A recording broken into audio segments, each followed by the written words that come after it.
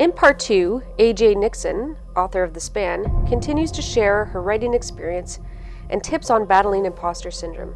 It was an honor to speak with such an amazing author. Thank you, EJ, for being on the show. Now, let's get to it.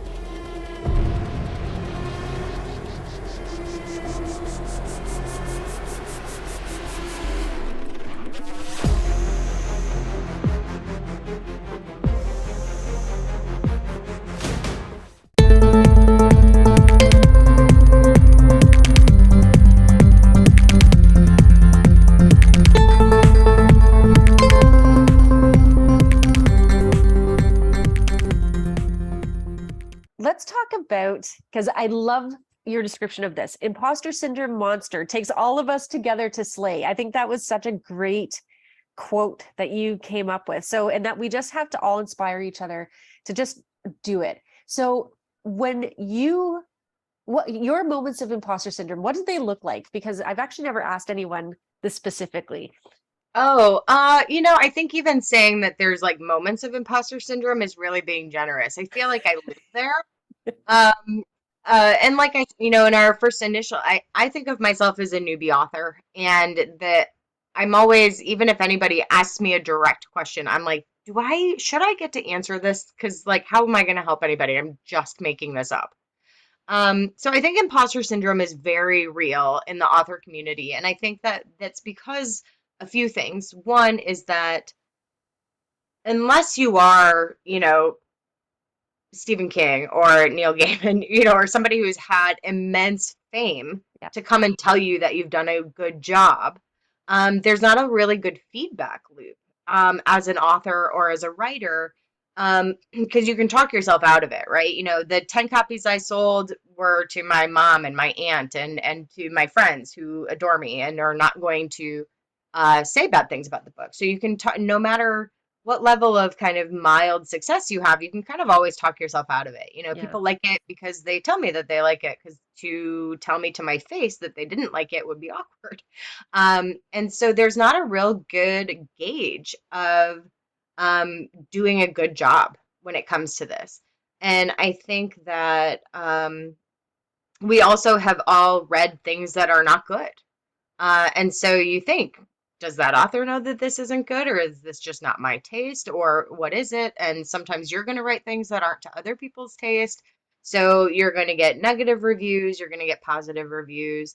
And I think it just kind of, I think imposter syndrome in a lot of different occupations is really, prevalent. But I think Yeah. in this occupation particularly, um, it is the feedback loop we get as writers is either from our immediate circle, who we don't believe them when they say it's good. It's like, Um, you're saying that because you love me. That's right. No, all, right? yeah, you're married to me, and Yeah, so how you kind of awkward have to would it say be it. if you read my book? Um, so, I think it's really tricky. And then when the circle gets wider, you have to remind yourself, if you do get a negative review, that you can't write for every reader, and things like that. So I think that imposter syndrome is just this gigantic monster, and it lives in the back of your head. And the thing that's so hard about the imposter syndrome monster is that it can get strong enough where you don't even find the will to sit down and write. And regardless of what you want to define as your success as a writer, sometimes it's, I just want to finish this is going to be called success. I want to be able to publish it traditionally, or self-publish. I want it published. Is that success? Just having it out there. Is Does it need to make money and pay for itself? Good luck. But maybe you call that success. Do you need to be Colleen Hoover before you call yourself a successful author? I think that the goalpost of what success is as a writer is so personalized and individualized, that it's hard to even know when you want to say, oh, that was a win for me. And so I do think that having other people around you, and other indie authors who are going through the same thing or trying to do the same things, who will be open and honest with you about what they think about your work, I think that that can kind of help, because my husband telling me he likes my story is fine. My husband hasn't read a fiction book in 15 years. Yeah. So like, great, I'm glad you really like it. But somebody who reads a lot of fiction and is also trying to write and plot and think about character arc and plots and things like that to come back to you and say, hey, this really was successful. That's probably the most successful ammo you can have against that imposter syndrome, is to have somebody who knows what they're talking about look at you and say, this was really strong. This wasn't as strong. This was strong again. But it is a beast, that imposter syndrome. And I think listening to what you're saying, being part of a writers group where you're all experiencing the same sort of, at least to different degrees of self-doubt or that sort of thing, and being recognized amongst that group as working with other people who know the struggles and who have an idea of what things should look like or feel like, Hmm.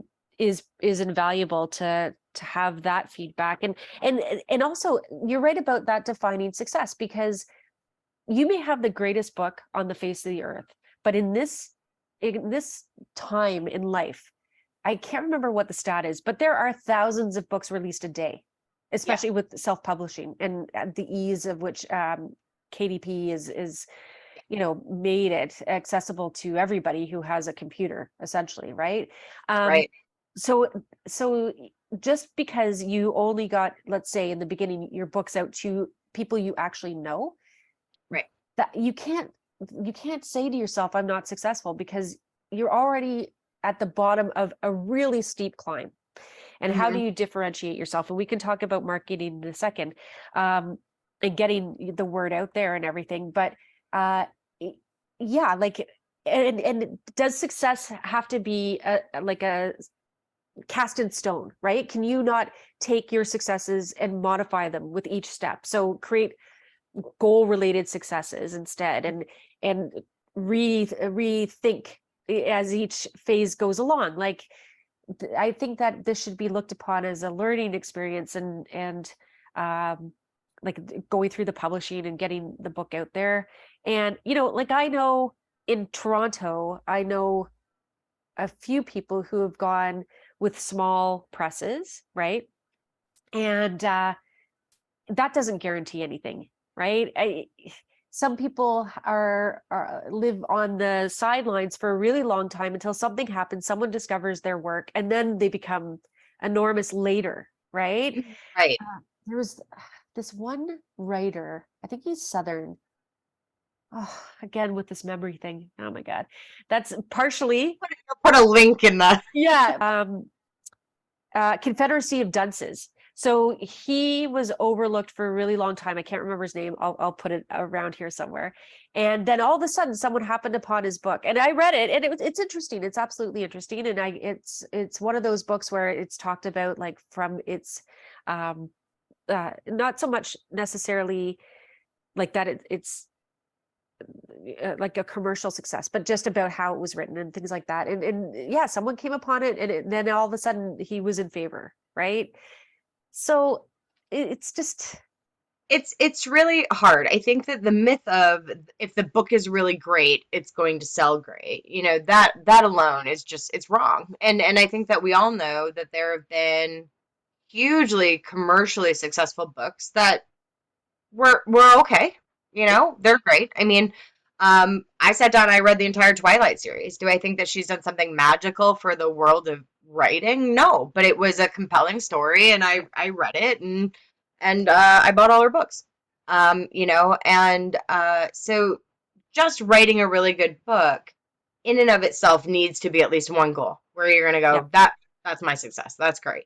Um, and I think that probably there's somebody somewhere right now writing the next great American novel. Yeah. And I don't think it's going to be me. Um, and so I think that once you're like, okay, I want to put out a product that I am proud of, that alone, done. Call that win number one. Yeah. Um, and then marketing it and selling it and getting it in the right hands, and it's tricky right now because I feel as though between, TikTok and Instagram and all of these different ways where you can have these kind of really super immediate flash in the pan successes, I at least found myself feeling like, oh, in my launch month, if I didn't sell this many or have this many pages read or something like that, that it was bad. You do have to remind yourself about books, like the one you were referencing, where it could get attention and you could get your readers, but it could take years Yeah. before you find the readers for your book. The span is a tricky one. At least I even had a hard time fully calling it a dystopian fiction because it does take place, in a future society that's kind of rebuilding, but the rebuilding of that society is really not like your main point. That certainly isn't the main conflict in that book. And so I thought, oh, well, am I even allowed to call it a dystopian fiction? Right. It's not something else, though, Interesting. is it? And See, I so, never even considered that. Like, I was just like, yeah, okay, dystopian fiction, sure. And no, yeah, got so but then caught up you in the like, story. yeah, and then you have to tell Amazon how you want it to be categorized, and you're like, I guess I should pick something. Oh, Um, see, that's the hard part. Yeah. it is tricky, and Yeah. you have to kind of know in advance and in any of those things. But then just sitting back and going, okay, now I'm just eventually, hopefully, people who will appreciate this book will eventually read it. And it could happen this month, it could happen 10 years from now, or it could maybe never happen, And so those are the question marks. And I think eventually, why my advice would be that nobody should get into this and pursue it if their goal is to be rich and famous, because good luck. I mean, buy a lotto ticket. I mean, you could write the best book, and if you can't get it in front of the right people, Yeah. or catch one of those viral moments, people aren't going to read it necessarily right away. And so the definition of success needs to be something other than the bottom line, Yeah. because that's such a crapshoot. Yeah. And I love that way of thinking too, because I'm also thinking back to your comment about the next great American novel, right? And I mean, you can call something the next great American novel in the present day, but then is it really if it doesn't stand the test of time? So again, like I'm looking back at the novels that were considered now to be an example of the great American novel at that time. And what are the big ones, right? The Great Gatsby, some of Hemingway's stuff, right? So, and look how far apart we are from when those were written, like when Hemingway was writing his work and F. Scott Fitzgerald wrote The Great Gatsby. And then I remember one from that I studied when I was in school called McTeague. And it was another example of the great American novel and all about, he was a dentist and it just in San Francisco and how it exemplified life in the 1800s in San Francisco and all the things that happened in it. But I don't know if he was a commercial success at the time, the guy who wrote it. I can't remember. Again, I'll probably get backlash. People will say, you don't know what you're talking about. But I do know the title and it is McTeague. But again, like you don't know. It is a crapshoot. And who's to say that when if who's to say this channel won't go viral? That's could be a dream, but right. And we can laugh while we're drinking our, Right. No, we'll look back on that and go, oh, how fun was that when we yeah, tell the assistant to book Oprah or whatever. yeah, So, on our yachts, on our neighboring yachts, where we're like, yeah, cheers, neighbor. Yeah. yeah, no, yeah, within like the next 5 years too, for sure. Oh yeah. I mean, I've already started picking them out, but so and I've mentioned this before with other writers, but the book has its own, it like you've put it out there and now it's going to live its life, and whatever its trajectory is, it can be helped by you, it can be helped by people recommending the book. And so yeah, so you're right, like temper those expectations. New writers, don't be, and myself too, because you said like imposter syndrome can stop you from completing stuff, and that's me. And I've said it 100 times with all the other people that I've talked to lately. I am my own audience because imposter syndrome is real, and it's paralyzing and Hmm. it's awful. And I even in when I was working in my career, like you said, I always felt like an imposter. I got dressed up. And so, I got all dressed and felt, quite proud with my badge. But then I'd get to my desk and feel like, does anyone here really know what we're all doing? Right. Yeah. No. Or the looking around and being like, is today the day you guys all figure out I don't know what I'm doing? Right. Yeah, no, Yeah. and it's so hard. And that's, and the thing with writing that's so tricky is so many people have, their advice is don't go back and reread, don't edit while you're drafting. And I do all the time Yeah. because when I don't have words for what comes next, I go back to Yeah, the you have to beginning go and back. start. Yeah. And you tweak as you go and things like that. But um, getting the first draft done, Yeah. and fighting the imposter syndrome of at least for me, it's kind of like I have to take time away from something else I know I should be doing, right? There's the laundry, there's uh I do administrative work for the horse farm. So I'm like, I could be doing billing, I could be doing laundry, I could be I've got like 3 drafts of friends' novels that I'm beta reading. I could sit down and do that. And then even just picking yourself and your own work over all of those things. Sometimes is a battle, because you go, why? Why do I prioritize my sitting down? Am I sometimes staring out the window for 20 minutes trying to think of Yeah. something to write? Why am I prioritizing this over all of the other things in my life that demand my attention? Um, and so that is the step one in this imposter syndrome battle is just picking yourself and your writing over the myriad of other things that you should be doing.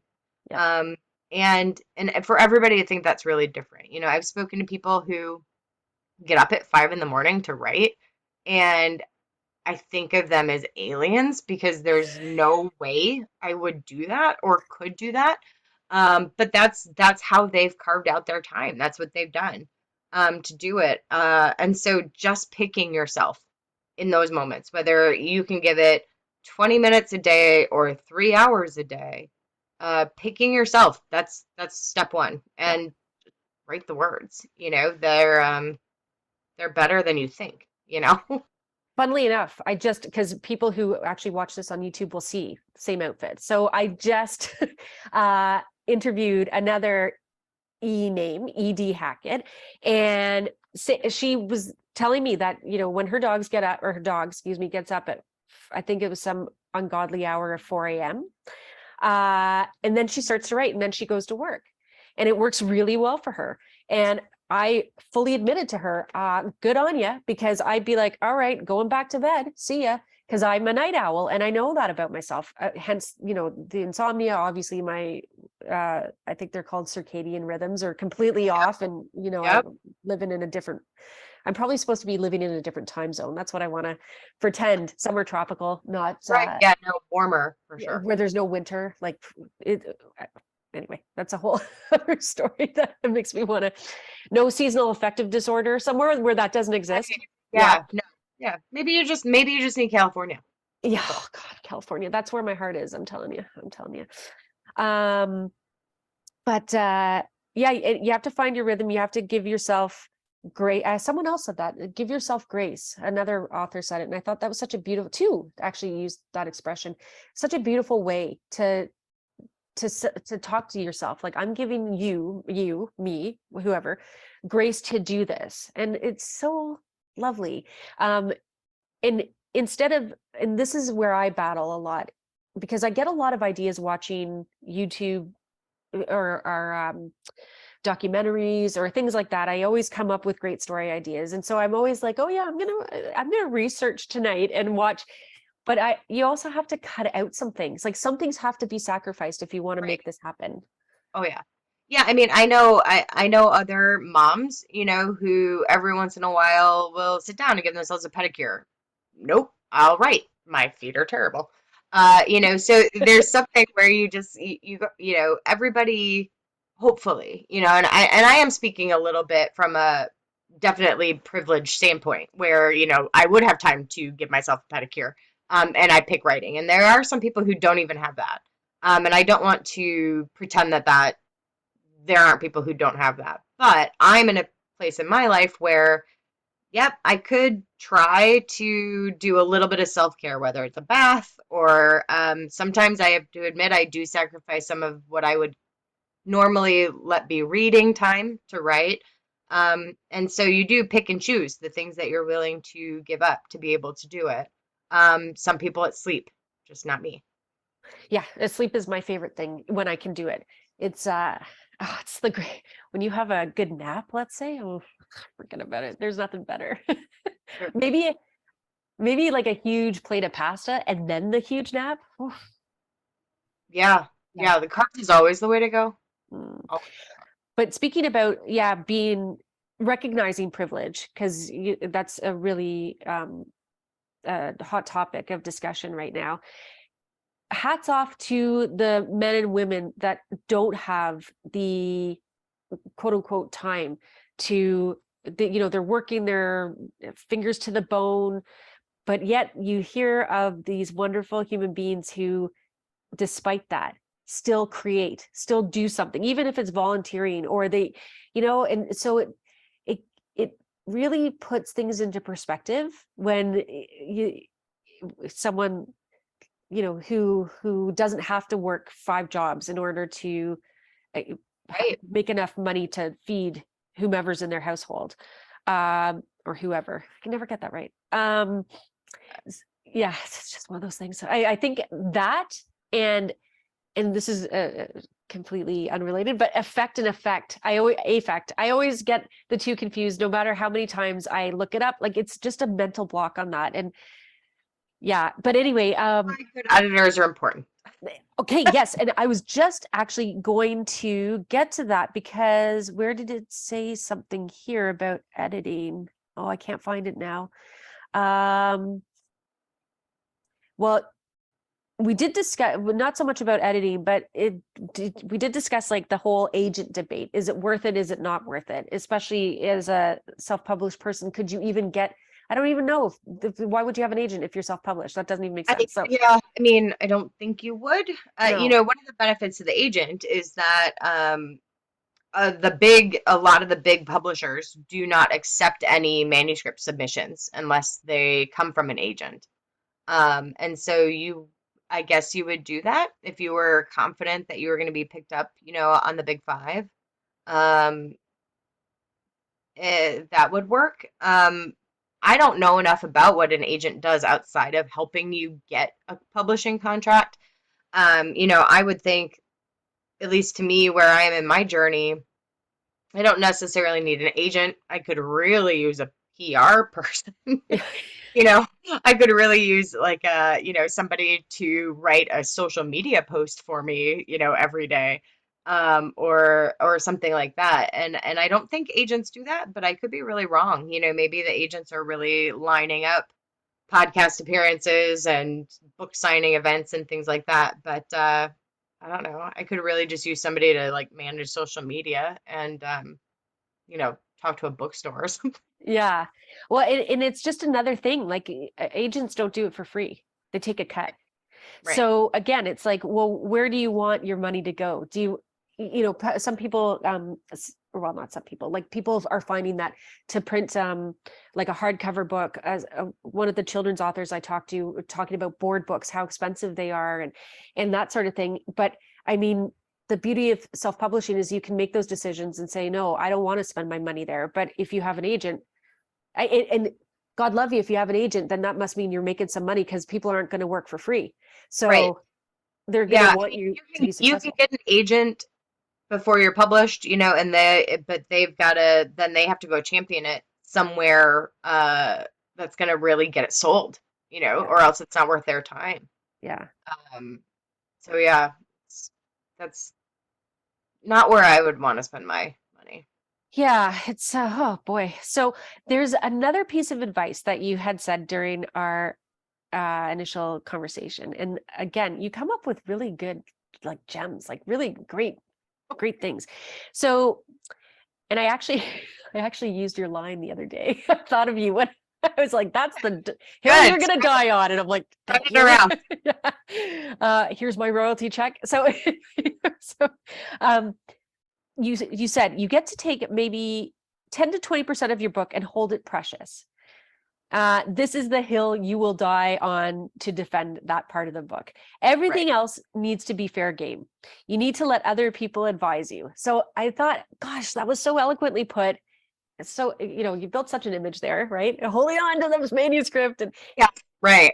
yeah, Yeah, yeah, I think that is, like we had talked about when we met before about indie publishing and why self-publishing does get a little bit of a stigma around it. And one of the things that I've found, I've read books that were self-published that were stellar, so great, and I've read some that were not great, not, maybe not edited well, or where the author, you could tell they told the story and were just like, nope, this is it. And I think that there's a detriment to that. Because when you write something, you're very close to it, right? It's your words. You did this, and one of the hardest things to do when you're even self-editing is to take something and go, man, I love this sentence. What a great sentence, and then to go, does it move my story forward? Does it Yeah. help? Does it help strengthen a point of view? Does it accomplish anything? And so taking a hatchet to your own work can be quite hard. I found, at least for me, I keep a little secondary document when I'm writing. So I write in Word. And so I have my primary Word document that is the manuscript. And then anytime I have to remove something because it's really the right thing for the story, instead of deleting it, I copy and paste it into my dumping document because Yeah. then I don't feel like it's really gone. And you And can use it somewhere else. maybe I'll use it somewhere else. Yeah. Maybe I'll use it in a different story. Maybe it'll be applicable later on or something. But, to go, yeah, I really like these words, but they do not help this story in this moment. I have to move them. And then being open to when other people say, this is confusing. I wasn't sure what you were doing. You have to believe them, because when you've written it, right? It's like I'm living it, I'm living in this band. I'm living in Higston. I live in this tower. I know exactly what it's like. Everything's very clear to me.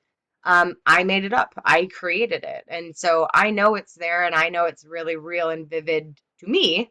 But when somebody says, I'm confused about this, if you're a beta reader or a friend or a critique group or anybody comes to you and says, this isn't clear, I don't understand, you have to believe them because they're right. They're the ones who know what it's like to read it with fresh, brand new eyes. And so I think that we all should feel a little bit of a responsibility to put out the best product we can.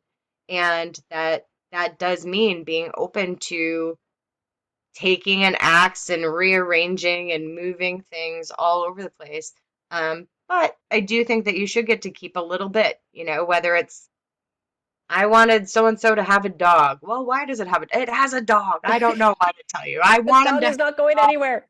Do not tell me to delete the dog. Fine.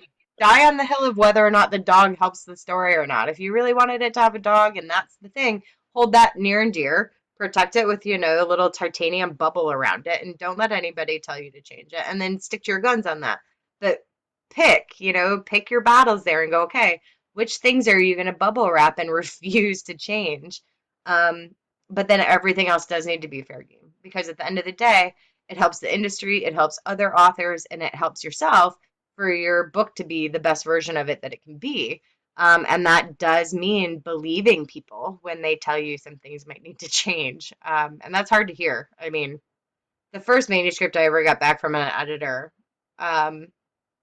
I just kind of sat and stared at it for a while because I couldn't believe that she had something to say and or change with almost every sentence. Oh, You know, yeah, yeah. oh, I thought that this was a pretty good product, and then every sentence had a suggestion in it, and it was kind of like, oh, okay. And it takes a few minutes to move beyond the initial like I'd like to cry about this moment. But then for the most part, they're right. And sometimes they're not. Sometimes they're going to say, "Oh, this should be whatever," and you go, "No, this isn't. This doesn't. This makes my voice different. It changes the character's path in a way I don't like, or something like that." And you really hang on to your guns and you pick that fight, and you leave it. But you don't get to do that with every change. It's tricky. And it's so true about the idea that people everyone is going to have an opinion. So no matter what you do, everyone has an opinion. It doesn't matter. Like you could ask five different people, do you like this top on me? And I'm going to get five different answers, right? So it's Hmm. no different. And I think that's where you have to remove yourself from the work. Because if you were launching a product, right? Like let's say you innovated something and it was meant to either entertain or to assist or help, you would want user feedback. And you would want to input that user feedback into the design of the product to ensure that it's helpful, like the product serves the purpose, and that Hmm. it's going to be attractive to the majority of the people. And so it's changing that mindset, and not saying to yourself, well, this is an extension of me, and so therefore I'm going to be completely crushed, and I'm not even going to go through the process because I won't be able to handle it, or I won't, oh, they don't know what they're talking about. Like, it's easy to dismiss when it's something so personal. So yeah, you have to, and again, I've talked to a bunch of people about developing a thick skin, and just putting a little bit of distance between you and what you've created. And it is hard, but it's going to be of benefit. And also, like what you said, you have to, yeah, you can ask an expert like an editor Hmm. or a bunch of people who are reading it to critique it, what their thoughts are, but ultimately you know where you were headed with it. So yes, if it doesn't make sense, if it harms the story, if it's incorrect information, if you get feedback like, why did you represent this person like this, something like that, right? Of course you want to make those changes, but some of it you want to hold back. Yeah. And like you said, make sure it makes sense why you're doing it, not just because you want to be obstinate and, and be Right, yeah, contrary. and I mean, and it's tricky, because sometimes some of the words were hard, right? And it took a long time. Sometimes you can sit down and you can put down 5,000 words, and sometimes 500 words is takes a week. And so, you feel as though you've devoted time and energy, and for a lot of us, rare free time that we devoted to this, and then you go, oh, and then I'm just gonna like delete that just Yeah. because. And it can be really tricky, but at the end of the day, especially if you've surrounded yourself with people um, who have good motives when it comes to giving you feedback, um, they don't have any skin in the game other than to help you make it better. So you kind of have to pick and choose which things you listen to and which things you don't. But you should be listening to more things than you're not. In my opinion. Yeah, and I mean that's the other half of it. You have to find those people that you trust. So how do you find them? So you can find them online. There's a ton of different Facebook groups and TikTokers who this is what they love to do, and they want to create a community. If you can take courses in your own city, let's see, or even online, right? Like writers workshops. So I took a writers workshop. Again, dear listener, dear viewer, I've already mentioned this. So, but I recently took a writer's workshop, and out of that came a group of us that is still in touch. And because we went through that workshop experience together, we got to know each other in that way. And then it built a trust because Yeah. the people are coming to the post workshop meetings of their own volition. And so nobody's really writing the same thing. And it's just, yeah, you have to find those people, and you might feel like, for someone who hasn't been able to find those people, it might feel very overwhelming to find a Hmm. community, but it can literally just be join a workshop, ask people if they want to meet, join a Yep. Facebook group, develop a relationship there. And also, there's no harm in turning away from some people who you get the vibe where they're not being helpful. Like, don't continue that relationship if you feel that there's some element of competition or insincerity. So you have to be a good judge too, to make Yeah. sure that you're protecting yourself and your work, right? Yeah. um I mean, you do have to be careful. I mean, there are some writers groups that are really toxic. yeah. And if you're on the lookout for them, you just bail. Yeah. Just bail right away as soon as you see it, because uh independent authors, we're on a team together. Um, and if you meet somebody who behaves like they're not on your team, then you have to be done immediately, and you have to be careful with your product, Yeah. and the way you share it. And I mean, it sounds terrible, but you have to be careful who you give your manuscript to. You have to be careful in the format in which you're giving it. Teach yourself how to put a watermark on. Teach yourself how to create a PDF.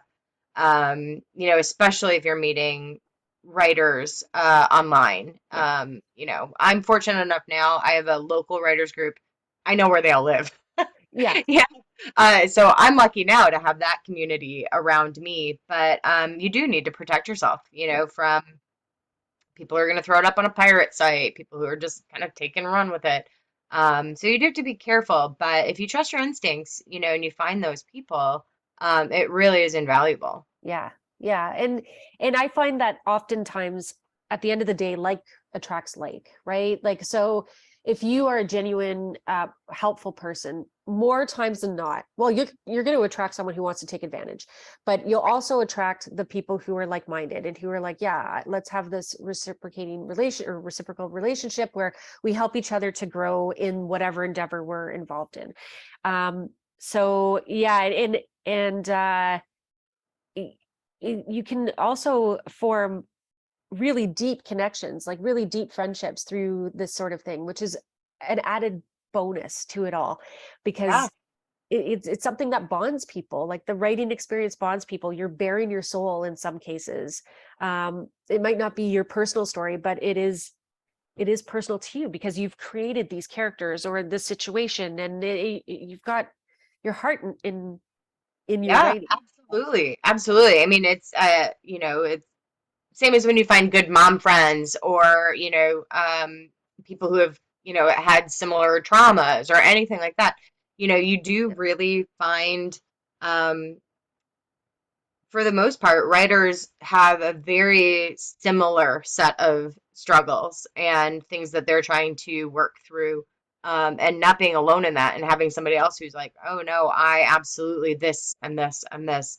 Uh, yeah, not being alone, absolutely. Some of the Yeah. best people I know I've met through writing. Yeah. Yeah. It's such a, I say this all the time, but it's such a privilege to be able to do it. Mhm. It's such a, gift, and it's going to sound so sappy, but it's like an honor to be able to interact with people. Um, and what I love is, because I'll never, I think I mentioned Louise Penny in this. Yeah, no, it was in my other interview that I Yeah. mentioned Louise Penny. So Louise Penny is a Canadian author she used to work, I think she was a reporter.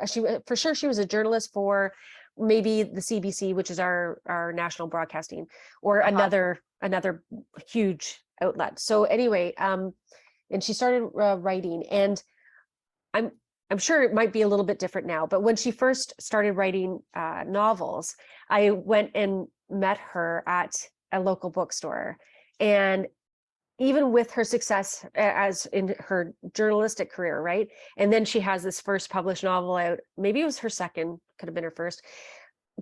Just being so gracious to answer the questions and to interact with the people. And I mean, when you kind of have that moment to realize that even someone who's made it traditionally, right? And Sure. now I think her work is going to be on Prime, available on Prime, maybe only in Canada. But the guy who played Dr. Octavio, is that him from the Marvel universe? Again, oh my gosh, people are going to scream all over me because I don't think it was Marvel. I think it was the other one, Yeah, DC I Comics. think I don't I'm like, know. yeah, that's a Spider-Man villain, right? Yeah, yeah. I can't Yeah. remember the actor's name.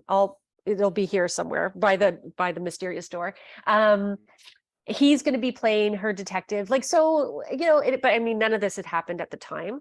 Sure. Um, but it's humbling. And that workshop that I took, and again, other people have heard this. I'm telling you for the first time, or maybe the second time.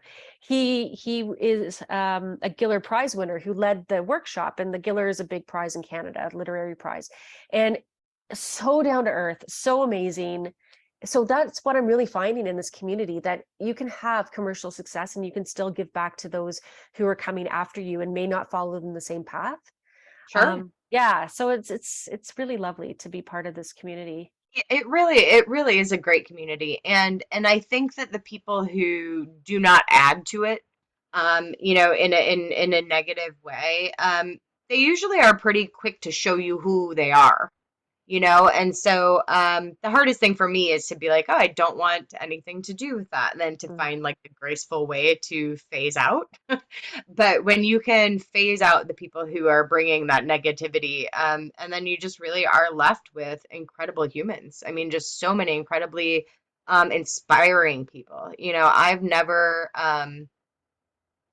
this group that we have that meets locally, we're open to the public, and every once in a while, somebody who doesn't even dream of doing this at all will come in and share a piece, and just blown away, just blown away by people who are just sitting, jotting things down in a journal and are just putting out just incredible work. Yeah. And so it's inspiring too, really inspiring. Yeah, in that workshop, one of the ladies that was there, she just happens to live in the same city as I do. So we're going to meet in real life off of Zoom very Oh, shortly. great. But she wrote this whole piece on Glace Bay, and that's a place in Nova Scotia, right? And it's its own sort of identity, it's something where, like, in order to know Glace Bay, you have to have experienced Glace Bay. So she was telling the story about Glace Bay, and I've never been, but my stepdad was from Nova Scotia, and so he'd talk about the different places in Nova Scotia. And so I said, "Oh, my stepdad was from Nova Scotia." She's like, "Oh, that's great because I've never been." Like, such talent, right? That I'm like, "Oh, this you captured his voice when he was talking about back home." And it, like you said, like, people just, there's so many voices out there to appreciate, and you don't know if you have it in you until you try, right? Right. You have Yeah, to try. for Yeah. sure.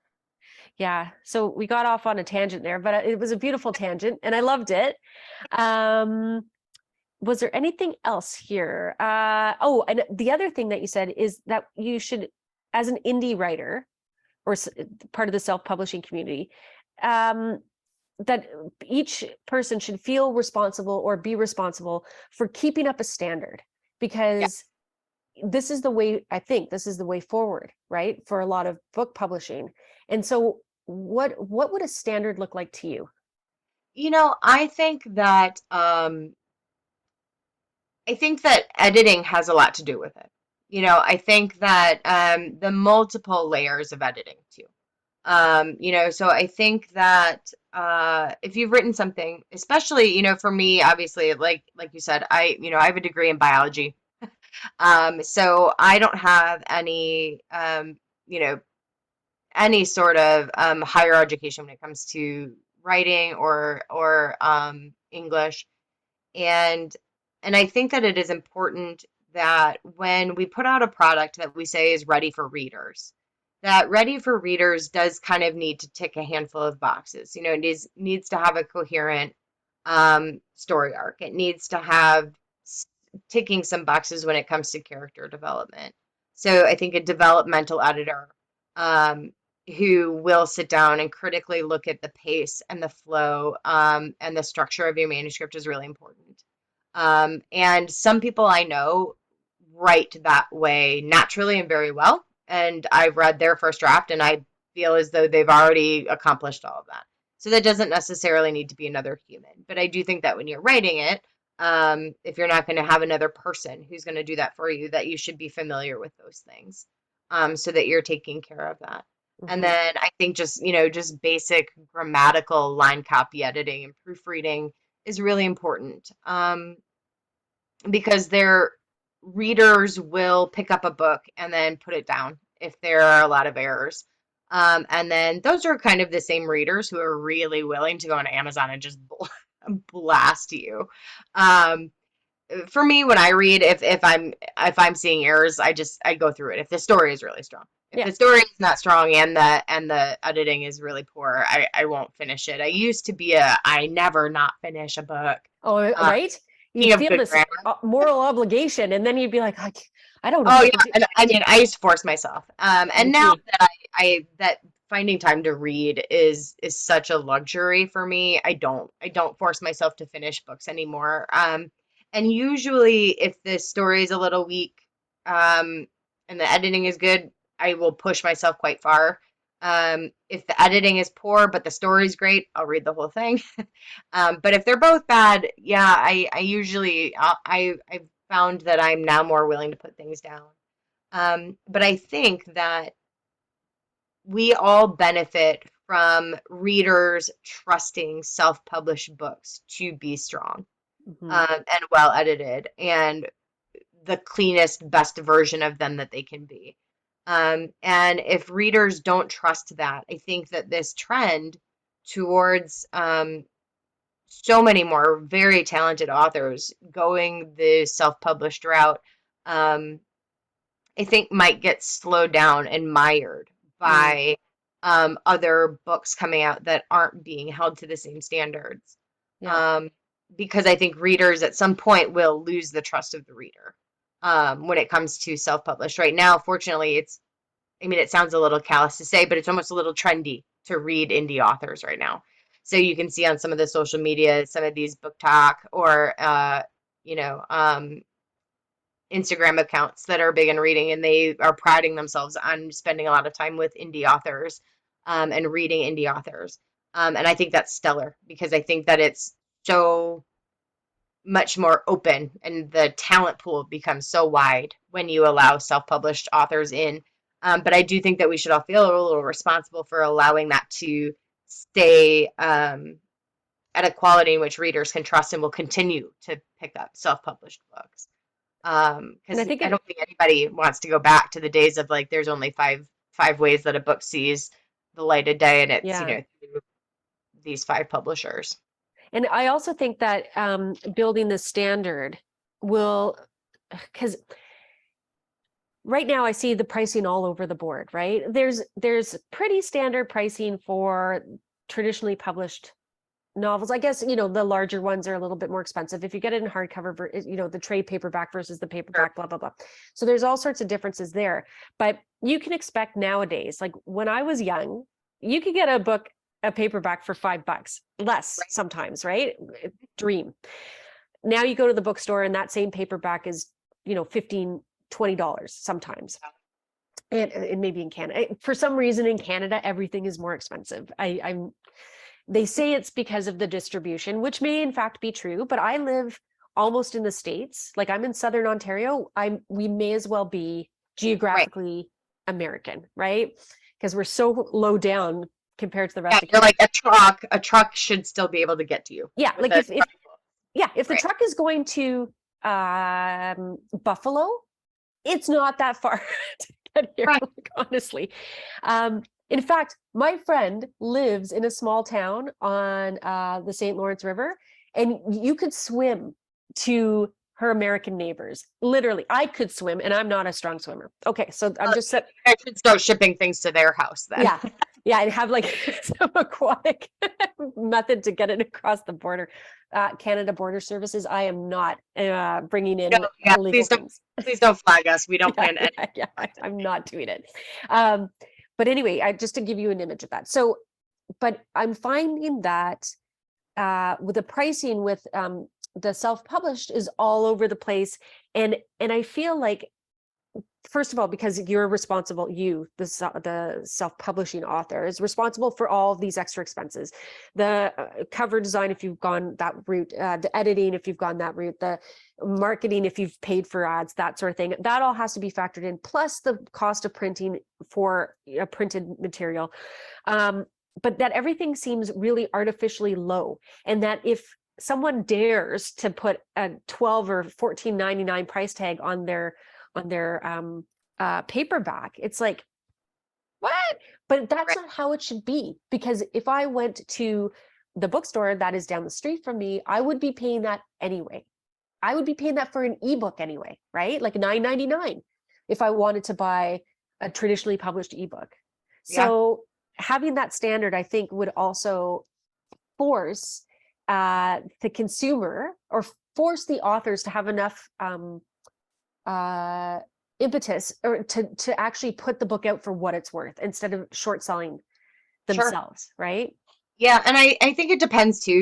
We didn't really touch on this, but the kind of the difference between self-publishing with, KDP or and going direct and or going wide or publishing with like an Ingram Sparks or something like that.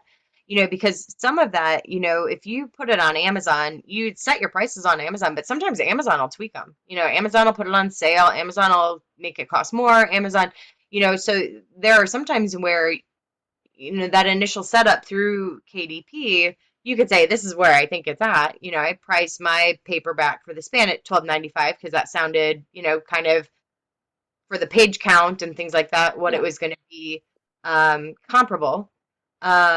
But then there are times when you go and it's more, and you're like, why is Amazon charging more? And then sometimes they'll put it on sale, which I'm always glad for.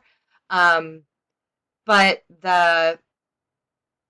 it's tricky because some self-published authors need to recoup the money that they've put in as quickly as they can, and so it gets priced quite high because that's how they want to try to recoup it. But then, like you said, other authors will put it in for significantly less, without trying to make any profit off of it, just on trying to get sales numbers up as high as they can. And so there's not a lot of standardization there, and it's gotten to the point now where you can't count on price to tell you anything about quality or even quantity. I mean, some novellas have been so expensive, and I'm like, this is 60 pages. Yeah. Um, and it's so confusing. The price point doesn't give you any information about the book at all anymore. Hmm. Yeah. I I think eventually everything will sort of hopefully settle into some, because it is still like the Wild West out there right now, I feel like, with what we've just gone through in the last, I don't know if YouTube gets upset about mentioning the plague, so I'm just going to call it the plague. So We're all gonna know what you're talking about. yeah, yeah.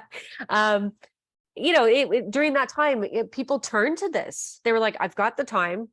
I'm literally locked in my house, so I may as well get this project done. And then they populate, Kindle, KDP, and other self-publishing platforms and distributors. And so I think in the next little while, we're going to see a shift, and there's going to be the really strong will survive and continue to go, and there are always going to be those that are trying it out for the first time to see if they even like the flow of it, right? Because you may only have one good book in you, and then you try for another one and you're like, oh my god, no, I Right. mean, And it really does start to drift really far away from, like, writing and publishing are the those two hats are so different, and so you kind of have to like wearing both if you want to publish. But if you're a writer who doesn't want to play around with publishing, keep writing, like the two are so actually strangely not related at all. yeah, But it is almost like I set my schedule now of writing time and all the other crap time. yeah. It really does need to be kind of two separate things. But I hope you're right, and that there's going to be kind of a settling into something that feels a little more, not regulated, but more norm, where there's going to be some, I don't know the word I'm looking for here, but some sort of settling into a way in which writers and readers connect reliably and correctly. Hmm. Yeah, I like that. Yeah. And like I said, I'm always fascinated by history and by current affairs and the way society functions and how people's reactions are based on what's happening at the time. So I'm really looking forward to seeing what the outcome of the Great Plague of the 21st century. We'll find out. We'll find out Yeah, in time. yeah, it is going to, especially in this area, because this is my big area of interest. The last thing that I just wanted you to, because no one's ever mentioned this before until you mentioned it to me. So that free service for the universal link. I think every indie author needs to know about this. Yes. So this is an important thing. As we were talking about before and how this came up, is that if you do get your book on Amazon or and actually any distributor, where different countries have different ways of routing. So like we were just saying, the Amazon version in Canada and the Amazon in the US are two different websites. And so there's actually multiples of these, which is why I would recommend anytime you want to start self-publishing to join some self-publishing books on Facebook, because um, don't put a brand new question up because everybody will jump on you that we've Yeah. already had this Look, conversation. do a search. Yeah, search, but do it, because so many of these things I've learned from searching some of these self-publishing Facebook groups. But the one I use is booklinker.com, and it allows you to create a universal buy link. So for the span, I've created one, and you get to name it. So I just named mine like Amazon underscore the span, I think, or something similar. But what it'll do is it will let you cut and paste that link into any forum. So I can send it to you via email, I can put it on Facebook, I can do whatever. And whoever is opening it, that link, it will take them to the appropriate affiliated sites for them. So having a universal buy link that lets you it keeps you from having to be like, oh, what's the Australian book link for the span on Amazon? I don't need to know it. It's all created via booklinker.com, which Yeah. was free and legitimately free. Some of them are, some things feel like they're free, but they're not. This one was legitimately free, very user friendly, and very functional. Good. Yeah. And I'll put that down. Obviously to your books. I'm going to put those down there. Imagine, no, I'm not putting your book down there. All this for nothing. No, all that will be down. I'm like, can I hold it up now then? The magic of editing, it's going to all of a sudden come across the screen. So I'm going to put that as well as the link to the book linker, because I think that is just genius. And I don't think enough people know about it. And it's just so helpful. So helpful. Yeah. Because even when I'm researching all of you guys, it's funny because some stuff is on both Amazon.com and Amazon.ca, right? And but set up slightly differently, and I can never situate myself properly until I look at, oh yeah, this is .ca or whatever. Right. And sometimes like it's listed differently, like a different purchase amount. Well, obviously because of the pricing change from Canada to the States, but also I remember one, it was offered as an ebook for X amount, and there was no Kindle Unlimited available at that time on one of them, and then it was available for anyway. It's all very confusing. I have to tell you. Yeah, it is all very confusing. There Yeah. are so many things to keep straight, but that is one thing at least to simplify things. So you don't have to worry about it because and I didn't know about that until I'd put the buy link for Breaking Country in a tweet, and somebody responded and was like, "Hey, this doesn't work." And I was like, "It does. What do you mean? Of course it does. It takes me right to my spot. Thanks." So I got to find out publicly and the hard way but yeah, don't make my same mistake. Yeah, no, it's genius. So thank you for that. And thank you for, this is a wealth of knowledge, as I have a gazillion notes like I normally do, because I get so much more information every time I talk to each author, from the first conversation to the second conversation. And that's why if you're having anything else come out soon, please come back, because I know I'll get even more of an education from the next time we talk. And it's been an absolute delight. And you've got such a wonderful creative voice, and I can't wait to finish this one book and to see what else you come up with in the future. Yeah. Oh, thank you so much for having me, and thank you for reading it. That's really all I'm looking for, is I want somebody to read it. So thank you. No, it's wonderful. And hopefully we'll talk soon. I'm hoping. Okay, fantastic. I agree. Yeah. Thank you. Maybe we'll start our own critique club online or something. Yeah. You know what? There's always a need for it. Thanks a million. Of course. Thank you.